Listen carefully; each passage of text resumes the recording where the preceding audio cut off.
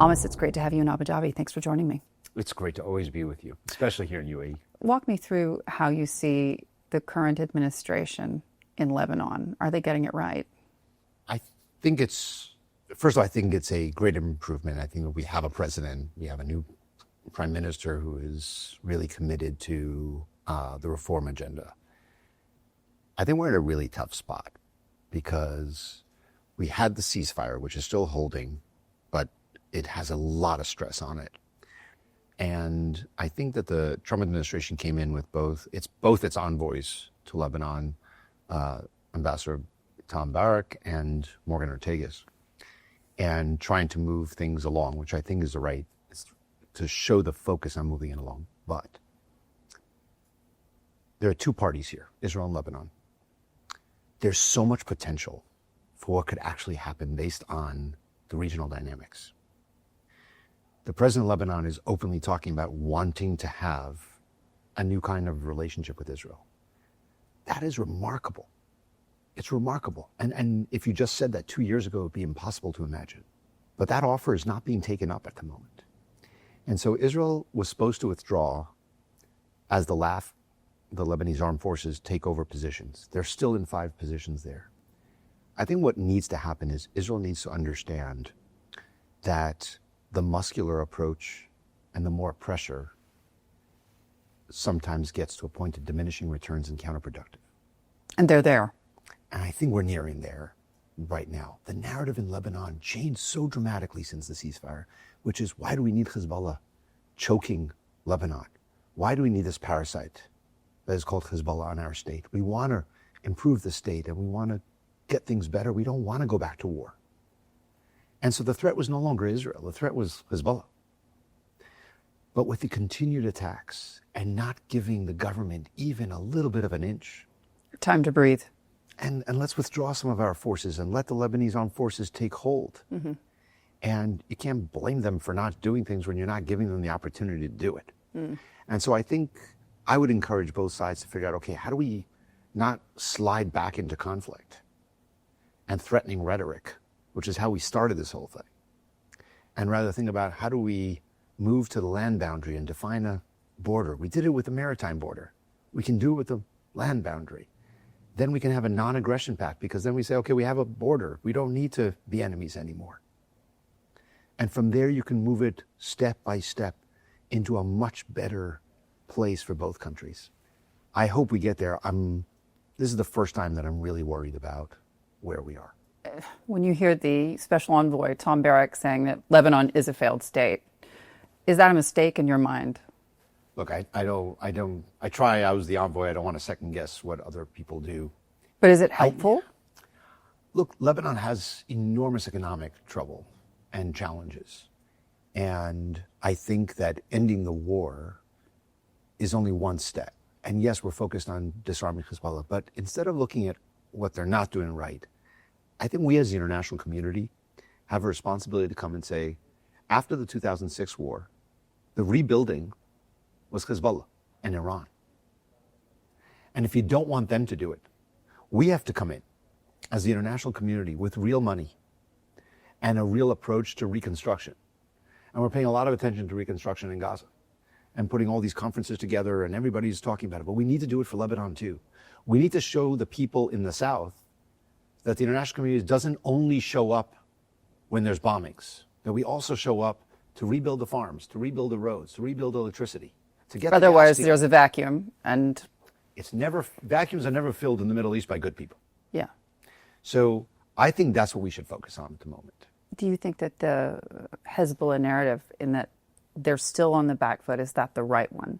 Because I hear conflicting information, and the Trump administration says they're rebuilding. They consistently say the money's still flowing, the weapons are still flowing. What's your take? Hezbollah has two strengths, traditionally. One is its military might, and the second is its political strength in the country.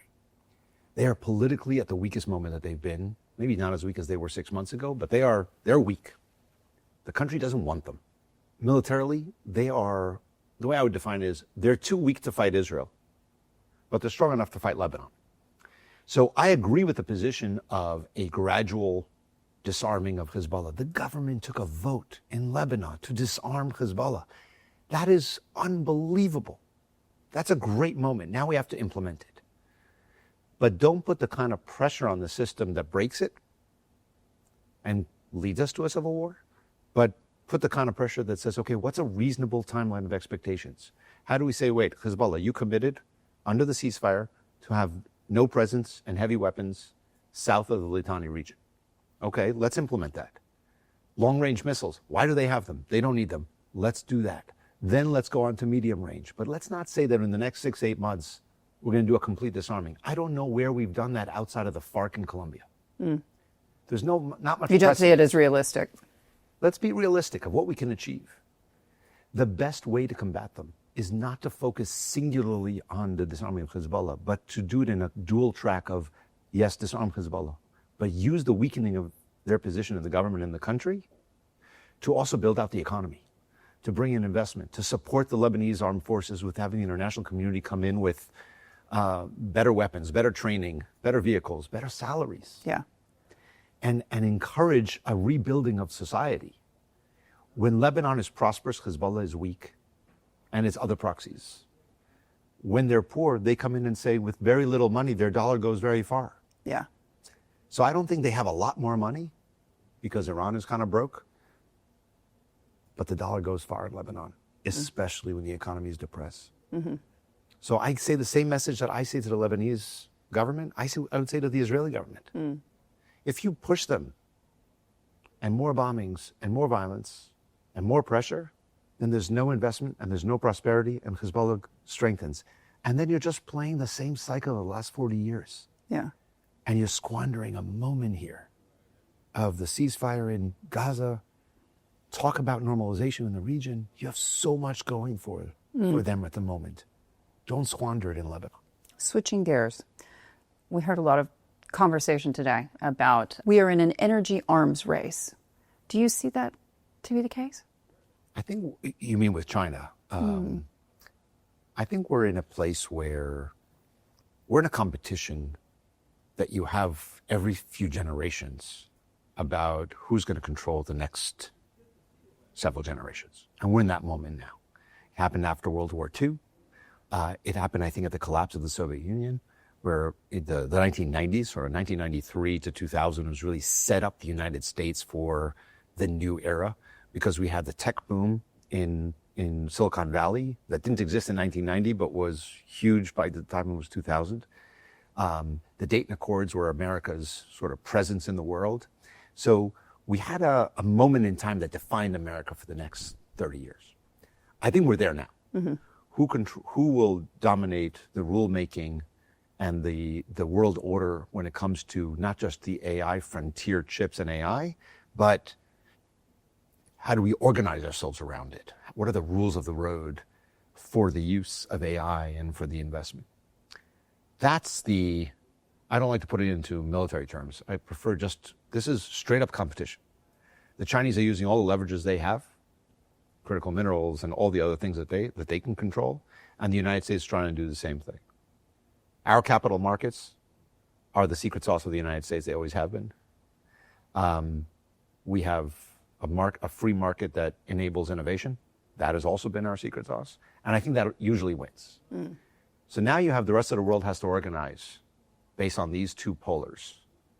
I think the United States wins by default unless we do things that push everybody away. So are we doing those things? I always find it weird for a Democrat to criticize a Republican administration for intervening in the market too much, taking 10% of companies and so on. I think the capital markets and free market and innovation is what we should do well. I think the far left went out against innovation and against success and against the tech companies. You don't have to always be for everything they're doing. They're doing a lot of things that I don't like either. But by and large, this is what makes America great, is that whenever for the last 150 years, whenever there was a moment in time of inflection points, we win because of innovation. And I can disagree with Elon Musk all I want on a whole bunch of issues, and I do, but I think he's one of the greatest things that's happened to the United States. If you look about what we're doing in space and what we're doing in technology and electric vehicles, right? We wouldn't have an industry without it. So I think we can have complicated approaches to companies and innovation as long as the baseline is right, which is we support it when we want to enable it. And I think what you're seeing, the partnership with the UAE, the partnership with the Gulf as a whole, where people want to put their money, it's in the United States. You look at the dollars and cents of how much money is flowing into U.S. innovation versus how much is flowing into other countries.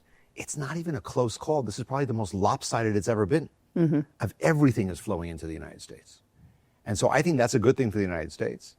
And I think we should continue to do whatever we can to support that while also supporting our values. We talk so much about, energy resources, how energy is going to be used to fuel AI. It is going to hit people's pocketbook when it comes to electricity prices. Do you think the public is ready for that? Is the messaging there in your mind, or is this going to be a real slap in the face? I think the undercurrent that we're not seeing in the media yet, and in government and in our politics yet, but is already happening at the grassroots, is what the adage of every president, I've worked for a few, where gasoline price is always the big thing. Neon lights, you drive down any road in America and you see the price of gasoline.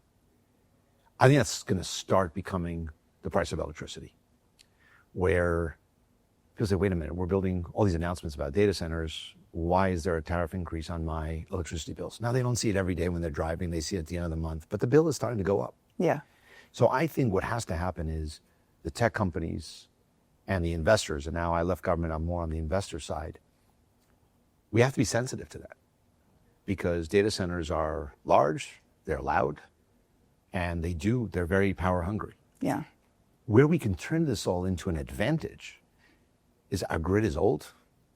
Our generation capacity of electricity is old. Our fleet is old.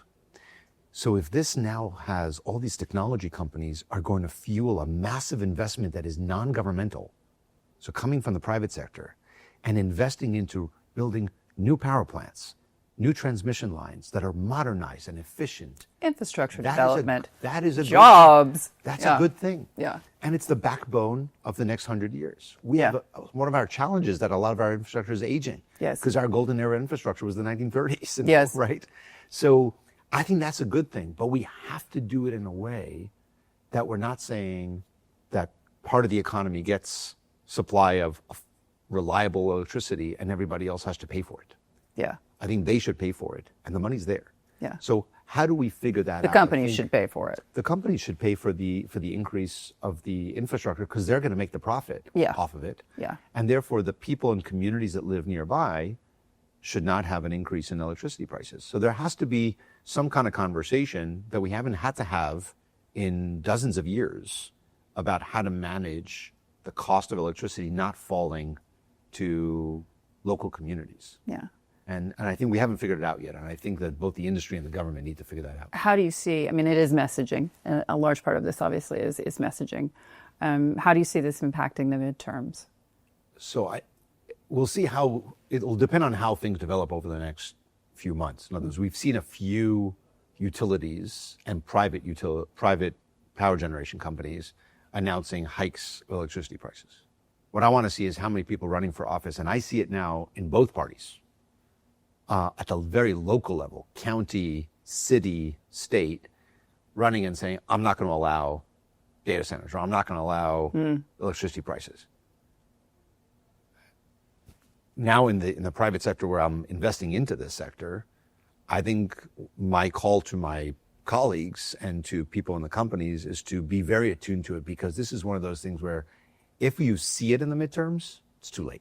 Yeah. Then we miss. Then we're screwed. Yeah. So we have, because the crisis, if it comes, is much harder to undo than prevent it from happening. Yeah. And the preventing is some of the messaging. One, we have to be responsible for water resources. We have to we're going to make sure that prices don't go up for consumers. And we're going to do something about the fact that this has to be sustainable for environmentally, and that's also the noise and other things. So we have to take care of our land so we don't go around states in a few years from now, it's covered with these big data center boxes. Yes. But we need the data centers and we need the extra power, right? So it's turning against it is the wrong move too. Yeah. Because what will fuel us as the greatest economy in the world for years to come is if we continue to win the technology and innovation and AI race. So, and you can't win that without more power and without more data centers. Yeah. So it's about a balance. And I think the rhetoric on the far left and the far right is non-pragmatic. It's putting these issues into ideological terms instead of practical and pragmatic. That comes with energy, where the far left says, I don't need oil and gas, we should just do renewables. And the far right says, wind is terrible and get rid of solar and we should just do oil and gas and coal. Both sides are wrong. And they lead our government, whether it's the Biden administration or the Trump administration, to be in non-pragmatic places. We should be in an energy addition because we need all the power we can have. And we also deserve to have a cleaner environment, and both can be done. And by the way, renewables are part of the future. That's part of innovation. So renewables plus batteries together with the natural gas, that's what our power system is going to look like. But we shouldn't get pulled into these extremes that are, both sides don't listen to science and don't listen to what is pragmatic and practical. Yeah. And we have to get past We're just that. looking at the bills. We're looking at the bills. We're here at the Enact Summit, just ahead of ADIPEC, a major U.S. delegation here. It's interesting, isn't it? Because I saw you on a regular basis when you were special advisor for energy for President Biden. But I never saw Jennifer Granholm. I never saw the U.S. Secretary of Energy in this part of the world. Do you regret that? I don't regret. Look, you should ask her the question of What she was doing. what her travels in the Middle East or not. But my first travels when I joined the administration were to the Middle East and to Europe. At some point, I saw you it have all to the time. recognize that we need allies and we need partners. The UAE and Saudi Arabia, Qatar, this region has been a good partner to the United States and will continue to be.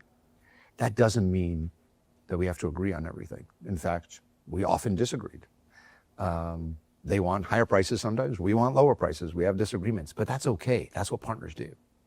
We don't agree with Europe on everything, and yet we work with them. That's how we get ahead. I think it's good that the administration is here in a big way. I think that we had other people coming to the administration, from the Biden administration here on a regular basis. We had a very strong relationship.